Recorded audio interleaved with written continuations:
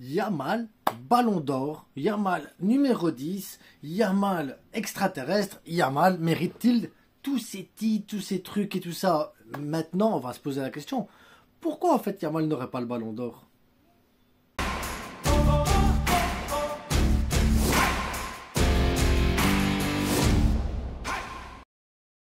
On s'abonne, on like, on partage un maximum et on se fait plaisir les gars, parce qu'on est là pour parler football un petit peu. Et aujourd'hui on va parler du ballon d'or, parce qu'il y a des prétendants. On te parle d'Ousmane Dembélé, on t'a parlé de Rafinha, on t'a parlé de Pedri, il y a eu du Mohamed Salah, il y a eu plein de possibilités. Et aujourd'hui on va parler 2 secondes de Yamal, parce que Yamal les gars, c'est différent des autres joueurs en fait.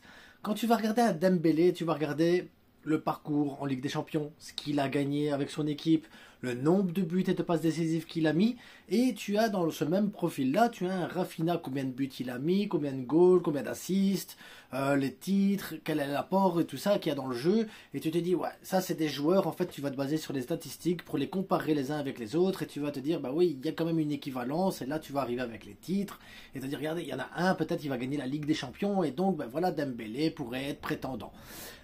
Je peux concevoir ce concept-là, je peux comprendre l'idée derrière, mais le football, c'est pas les statistiques uniquement, sinon Modric n'aurait pas eu de ballon d'or, sinon Rodri n'aurait pas eu de ballon d'or, sinon Cannavaro n'aurait pas eu de ballon d'or. Tu vois, ça veut dire que les ballons d'or, en réalité, c'est au-delà de tout ça. Le ballon d'or, c'est l'image, c'est l'aura que tu dégages également, c'est la manière dont tu impactes ton équipe, c'est la manière dont tu vas marquer par des événements indispensables. Et là, tu vois, tu peux avoir Pedri également, parce que c'est l'architecte de cette équipe, c'est le gars, c'est le collectif, c'est l'âme, c'est la personne qui va créer les situations, c'est la personne qui va mettre en bonne situation d'autres joueurs. Et tout ça, tu pourrais mettre Pedri. C'est pour ça que j'ai toujours mis Pedri devant, parce que la régularité du joueur aussi te permet de dire que Pedri peut faire les affaires. Mais il y a Lamine Yamal qui rentre en compte. Il rentre en compte. Tu peux pas négliger Lamine Yamal. Parce que Lamine Yamal, il te met des buts. C'est pas le gars qui va te mettre aujourd'hui, du moins. C'est pas le gars qui met 60 buts. C'est pas le gars qui commence à... Voilà, avec les stats et tout. Il a pas mal de gâchis. Il est encore très jeune. Il a encore beaucoup à apprendre. Il manque encore en maturité. Mais ça, c'est normal. Il est mineur. Il faut pas oublier. Mais le garçon, il est tellement important, les gars. Il est présent dans tous les matchs où tu as besoin qu'il soit présent. C'est ça en fait qui est hyper important et c'est ça qui est choquant à son âge. Il a ce truc qui vient te sauver une équipe. Il a ce truc qui vient pour te dégager une situation qui peut être compliquée. On l'a vu avec l'Espagnol où l'équipe, le collectif n'était pas au top. Lamine Yamal vient et te met un but d'extraterrestre. Tu l'as vu avec la demi-finale aller, la demi-finale retour contre l'Inter de Milan. Le joueur... il est présent, il est là et il a un impact très fort sur les équipes adverses parce que quand tu regardes les hitmaps des équipes adverses, le rouge il est du côté de Lamine Yamal parce que ils doivent défendre à 2, à 3, ils doivent le bloquer, ils doivent l'empêcher de tirer, ils doivent l'empêcher de centrer, ils doivent l'empêcher de faire... Ce joueur en fait il est déstabilisant pour beaucoup d'autres équipes.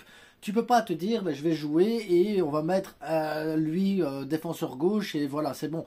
Non, ils doivent mettre lui défenseur gauche, ils doivent demander peut-être au milieu qui trouve le plus proche de venir doubler le poste, ils doivent demander au défenseur central de venir tripler le poste, demander peut-être au milieu défensif de reprendre la place du défenseur central parce que il va falloir vraiment bloquer et ne pas laisser de trous pour que les autres puissent marquer des buts. Lamine Yamal a un impact immense sur un terrain de foot et c'est pas normal la vérité, c'est pas normal à son âge, c'est une anomalie. Je vais pas vous dire maintenant Lamine Yamal il est plus fort que Messi ou faire des comparaisons, je suis pas là pour faire des comparaisons, mais se rendre compte que ce garçon là ballon d'or ça me choque pas. Ce garçon-là, Ballon d'Or, ne peut pas me choquer, les gars. Parce qu'il est impactant. Ici, il est déjà à 2 Ligas dans son palmarès. Il y a une Super Coupe d'Espagne, il y a la Coupe d'Espagne. Le garçon, il est buteur, passeur dans des moments hyper importants. Il est déstabilisant dans des moments importants. Il répond présent à chaque fois. Il répond présent dans les grands moments, dans les grands événements. C'est pas qu'il t'a mis un but contre Guingamp, contre Reims ou contre Châteauroux. Le gars, il te met des buts contre des grosses équipes. Il est présent contre les grosses équipes. Et ça, c'est un truc, c'est hyper important. Le but contre l'Espagnol, c'est l'un des plus beaux buts de sa carrière, mais c'est pas le plus beau but de sa carrière. Et c'est pas le but le plus important de sa carrière. On se souvient aussi du match contre la France où le gars il te met un but contre Mike Maignan, les gars, il met des buts contre des grands gardiens aussi. Le but contre le Real Madrid du droit, là, là des classicos, je sais plus lequel, mais voilà, c'est hyper important. Il te met des passes, ses extérieurs du pied, et tu dis, mais ce garçon, en fait, il sait tout faire. Il sait tout faire, les gars. Lamine Yamal, Ballon d'Or, pour moi, ça me semble tellement une évidence que je serais choqué de ne pas le voir Ballon d'Or. Même si maintenant le PSG gagne la Ligue des Champions. Parce que pour moi, le PSG, ben, c'est la Ligue des Champions, c'est plus le travail de Luis Enrique. Plus que du... Oui.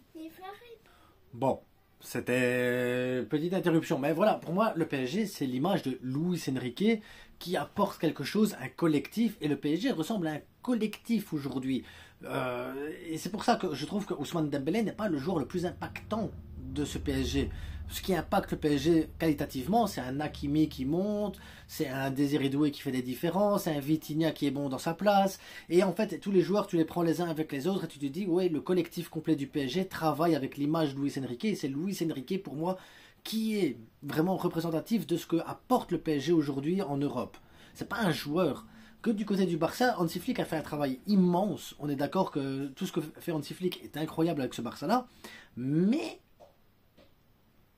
il y a ce truc-là de magie, en fait. Et Lamine Yamal, il t'apporte cette magie. Il t'apporte la rue, la technique que tu apprends dans la rue, en jouant avec tes potes et tout ça. Le gars, il le met au plus haut niveau. Il t'amène ça avec une facilité déconcertante. Et à côté de ça, c'est pas normal. C'est pas normal, parce que tu as l'impression même par moment que c'est trop facile.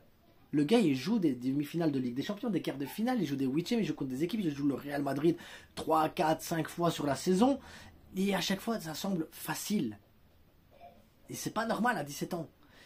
Et je me dis, en même temps, bah, tu lui donnes un ballon d'or maintenant, est-ce que le gars, il va pas prendre les 10 prochains ballons d'or aussi? C'est possible, les gars, parce qu'il n'y a pas de joueur aussi impactant que lui en Europe. Il n'y en a pas.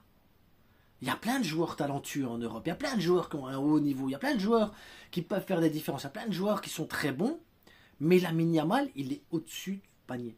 Il est au-dessus, les gars. Et c'est pour ça aussi que le numéro 10, ben, il doit lui revenir la saison prochaine. Il est temps de récupérer un vrai numéro 10. Il est temps d'avoir un joueur qui représente ce Barça au plus haut niveau du football, avec le numéro le plus emblématique du Barça, le numéro 10, les gars. Lamine Yamal doit porter le numéro 10, Lamine Yamal doit soulever un ballon d'or, et j'attends la demi-finale de Ligue des Nations où il va éteindre Dembélé, où il va éteindre Mbappé, et il va aller en finale, on verra contre qui, et qu'il éteindra aussi l'équipe adverse en finale, parce que l'Espagne en plus, ben, c'est un peu le Barça, tu vois, et Lamine Yamal peut faire ces différences-là dans ces matchs-là. On verra après la Coupe du Monde des clubs comment ça va se passer, quel impact ça aura, mais pour moi, aujourd'hui, à l'instant T, il n'y a personne au-dessus de Lamine Yamal pour le Ballon d'Or. Personne. Dites-moi ce que vous en pensez, quelle est votre opinion sur le Ballon d'Or, comment vous voyez Lamine Yamal, est-ce que le numéro 10 est trop tôt, trop tard et tout ça, enfin, c'est vous qui je vous laisse vous faire votre opinion, votre point de vue et votre truc, je lirai tout ça en commentaire, et en attendant on se retrouve demain pour une vidéo sur Hansi Flick, les gars, parce que oui, demain on va parler un peu d'Hansi Flick, parce que c'est important, les gars, il faut le remercier, parce que ben, il peut être aussi l'entraîneur de l'année, il faut qu'on en parle. Même si, pour moi, actuellement, même s'il a fait quelque chose d'incroyable, Luis Enrique est pour moi au-dessus avec ce qu'il fait pour le PSG s'il gagne la Ligue des Champions. En attendant, je vous souhaite à tous une bonne journée et à demain. N'oubliez pas, portez-vous bien parce que bah, tout ça, c'est que du foot, les gars. Ciao!